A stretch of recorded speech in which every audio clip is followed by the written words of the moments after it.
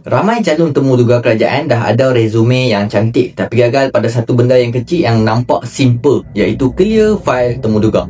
Percaya tak, file yang salah pun boleh bagi bad impression kepada panel temuduga.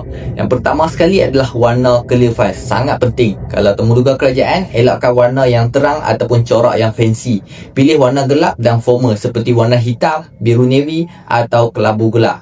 Warna ni nampak kemas, matang dan profesional, sesuai dengan imej penjawat awam. Kedua, pastikan file tu berkualiti. Berkualiti tu maksudnya poket dalam dia tu jenis kasar, bukan lincin dan melekat.